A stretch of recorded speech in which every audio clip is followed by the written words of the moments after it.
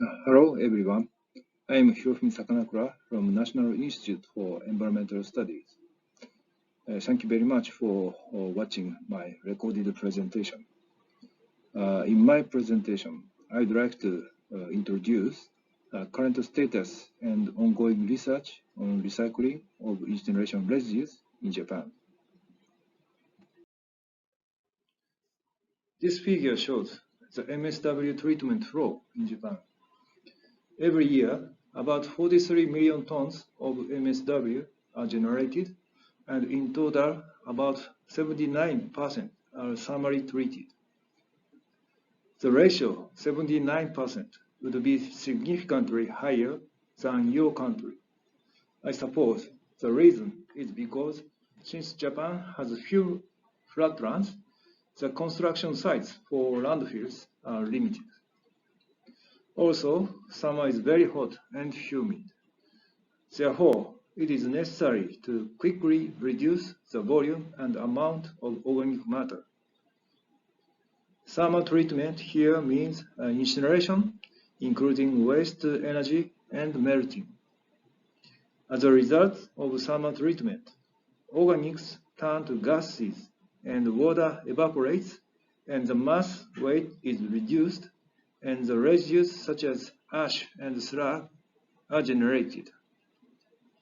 Currently, 30% of the thermal treatment residues are recycled, and the rest 70% still go to landfill. How many thermal treatment facilities are working in Japan? The answer is more than 1,000. Why so many facilities are existing is because the responsibility of MSW treatment is on each city, each town, and each village level, which is 1,700 in total. When looking at the distribution of plant capacity from very small, less than 30 tons per day, to more than 600 tons per day are identified. The small facilities are probably because of municipalities in small island towns and villages.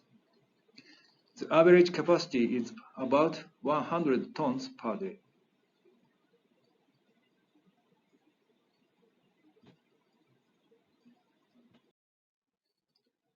The types of thermal treatment facilities, based on the number, mechanical grade type incinerator is the most, 71%.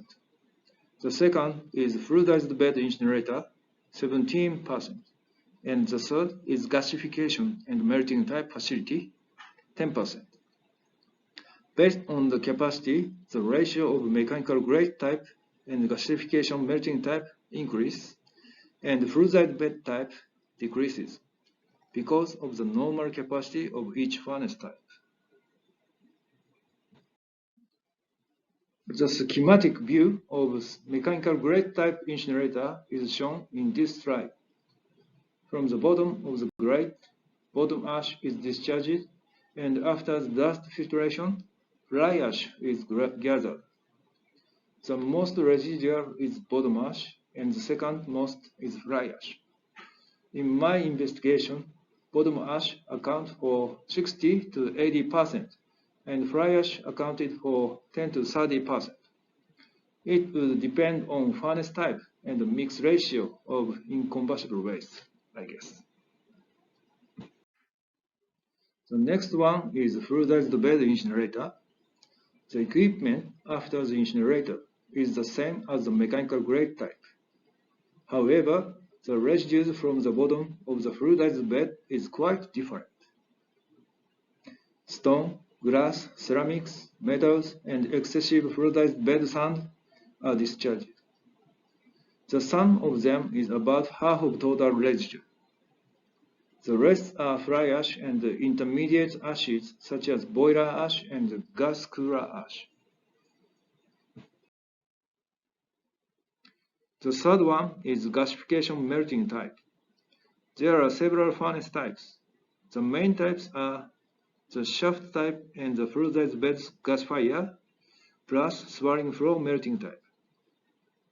The maximum temperature of the shaft type is very high, 1800 degrees Celsius due to coke burning. As a result, the ash compositions are melted, and after cooling, glass-like material called MSW slag is generated instead of bottom ash. The other byproducts are metal ingot and fly ash. In the case of fluidized bed type, metals are separated at the fluidized bed, which is the same as a fluidized bed incinerator, so the metal ingot, like shaft type, is not generated.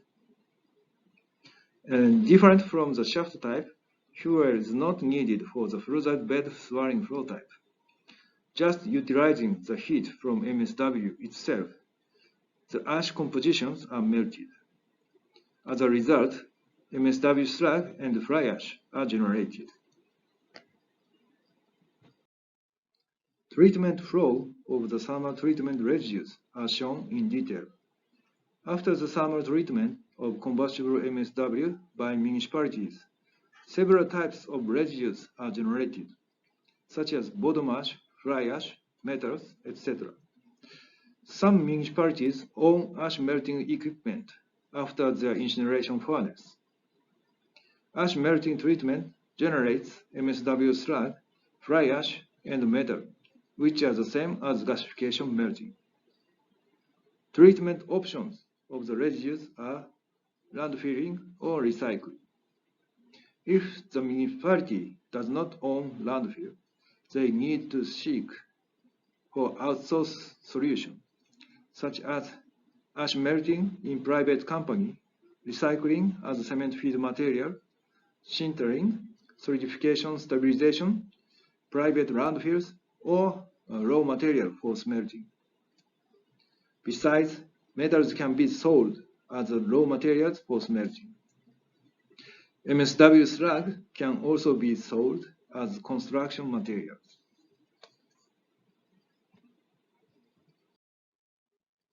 This is the breakdown of residues treatment. Of the 4 million tons of the residues, 1/3 is recycled in any method, 1/3 is landfilled at private landfills, and the remaining 1/3 is landfilled at their own landfill. So, the main outlet of thermal treatment residue is landfilling. When looking at the recycling, the most one is MSW slag recycling, and the second most is cement feed materials. Herein, I would like to briefly introduce the landfill types in Japan. The upper left is a very huge landfill site built in the sea. Big cities which are generating large amount of incineration residues, such as Tokyo and Osaka, do not have enough land, but they are facing the sea. So, construction of landfill in the bay has been developed.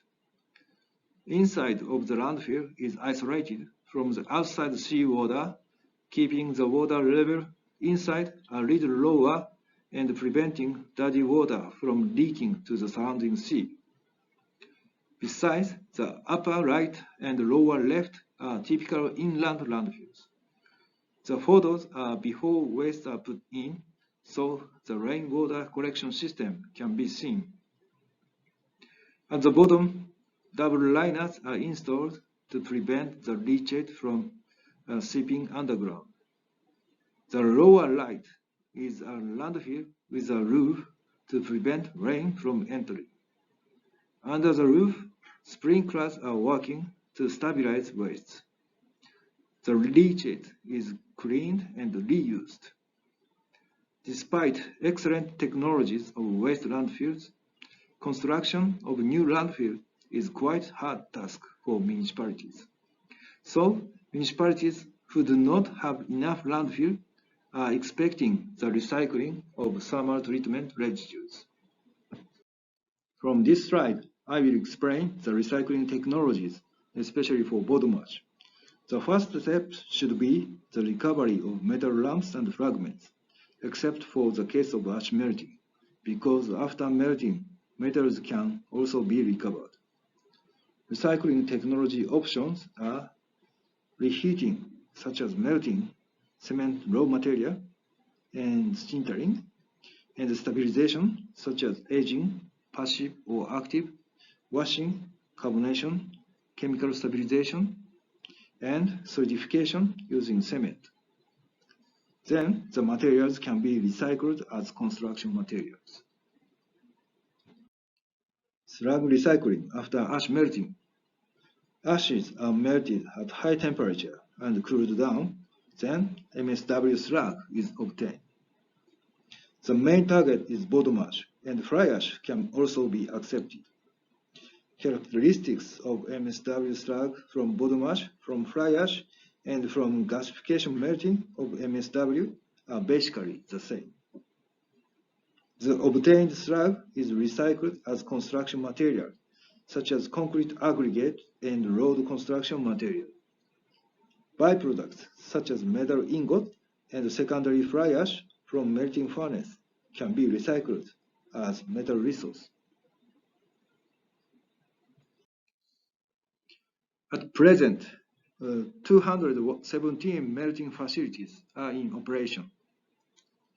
Nearly half of them are ash melting, such as electrode type and fuel type, and more than half are gasification melting, such as shaft type and fluidized bed swirling type. One reason why melting facilities has increased is because MSW slag is quite environmentally safe, so the slag can graduate from waste for recycling. This slide shows element composition of the 5 kinds of thermal treatment residues. The number in the center of each circle shows the weight ratio generated from incinerator or melting furnace. In incineration, fly ash contains more than chlorine, sodium, and potassium than bottom ash. The composition of MSW slag looks like that of the bottom ash. However, the composition of fly ash from melting is different from that of incinerator fly ash, especially for high concentration of heavy metals, such as zinc and lead. Metal from melting furnace is composed of iron, mainly, and followed by phosphorus and copper. The differences among the residues are clearly identified in the concentration of trace elements. In MSW slag, concentration of hazardous metals such as cadmium and lead are quite low, which means recycling of MSW slag in construction is very safe. In the fly ash from melting furnace, cadmium, lead, and zinc are quite concentrated. In the metal from melting furnace, silver, gold, copper, palladium, and platinum are concentrated, which means the metal is very valuable as a resource. Therefore, standards for recycling of MSW slag has been in place since 2006. The Japanese industrial standard of MSW slag for concrete and road construction. To confirm the environmental safety, criteria is provided, whose level is just the same as the soil environmental standard. This graph shows the trend of quantity of MSW slag recycled. The trend is flat, not increasing these days. Melting furnace is not so much increasing as before, probably because construction and operation costs are higher than incineration. However, melting is worth considering, given that MSW slag can graduate from waste. The slag is used as road aggregate, followed by filling and embankment material, concrete aggregate, basement of pipes, etc. Furthermore, fly ash from melting furnace can be accepted as a raw material for metal refining because they have high concentration of metals such as zinc and lead, and there are several refining companies in Japan that can accept metal-rich waste, including the fly ash. Note that municipalities must pay the outsourcing fee to smelter companies. The companies conduct pretreatment, such as desalination, before feeding the fly ash into their furnace.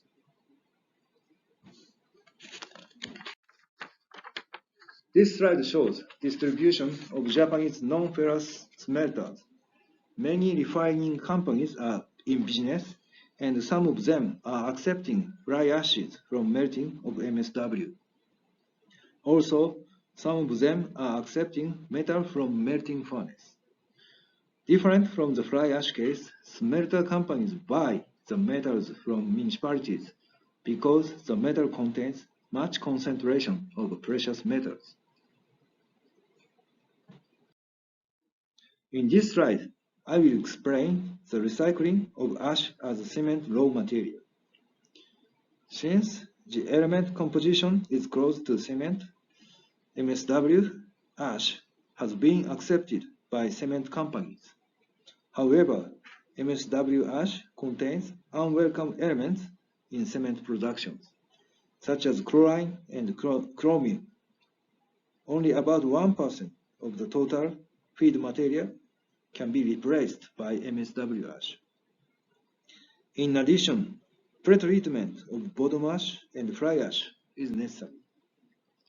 For bottom ash, removal of big lumps and metals and crushing, and fly ash, washout of chlorine is required. About 380,000 tons per year are recycled in almost all cement factories over Japan. The role of a cement factory in Japan circular economy is very important because they accept not only MSW ash but so many kinds of waste and byproducts, such as clean water sludge, sewage water sludge, coal ash, gypsum, non-ferrous slag, and casting sand, etc. Similar with non-ferrous smelting factories, cement factories are located all over Japan. Not only MSW ash, but also many kinds of waste and byproducts are relatively easy accepted in terms of travel distances as well. By the way, before feeding bottom ash into cement kiln, using as construction material, or landfilling, recovery of metal fragment is important from the perspectives of resource efficiency in circular economy. Metal fragments in bottom ash, especially non-ferrous metals, have high value as resources. For example, bottom ash is known to contain about 1 gram per ton of gold. If not recovered, they will be lost. In Europe, sorting of non-ferrous metals from bottom ash is widespread. In the case of Japan, a great shifting has been focused. Recently, separate discharge system of grade shifting begins to spread. Recovery efficiency differs depending on discharge system, wet bottom ash or dry bottom ash. As a research, we are applying dry sorting method using air table. Tilt the table and shake while blowing air from below. Then, sieved bottom ash will be sorted according to each particle's density. The behavior of particle depends on the parameters, such as air injection velocity and slope and vibration frequency. And based on the results, we sorted bottom ash particles depends on particle size and density. After meeting each fraction, we analyzed each element concentration by XRF and aqua regia digestion plus alkali fusion method followed by ICP measurement. As a result, element concentration correlated with particle density from heavier to lighter D1 to D6 in each particle size. For example, silicon concentration positively correlated, and calcium concentration negatively correlated with the density. In the heaviest fraction, metals such as copper, gold, and lead were the highest. So, recovery of heaviest fraction attributes resource recovery the most effectively and contributes reduction of hazardous metals in the lighter mineral fraction. We are also developing active aging methods to wash out solubles and to immobilize toxic metals through carbonation. This slide just shows an image of passive aging, but it takes 2 to 3 months, for example. The developed equipment is shown here. This is an 8 cubic meter detachable container with a double flow. By sprinkling water from above and by passing CO2 from below, aging is actively performed. As a source of CO2, flue gas from incinerator can also be utilized. In 24 hours, with total liquid-solid ratio of only 0.6 liter per kilogram in total, washout of solubles and immobilization of lead can be achieved. The container can be mounted on armored vehicle and transport directly to treatment factory or landfill. The equipment is ready for commercial use, so I expect the adoption in waste-to-energy incinerator in near future. In summary, current status on recycling of thermal treatment residues of MSW in Japan was introduced. Type and number of facilities, treatment flow, melting technology, recycling as cement feed material. Also, our ongoing research and development, recovery of metals directly from MSW IBA, and active aging were introduced. That's all of my presentation. Thank you very much for listening.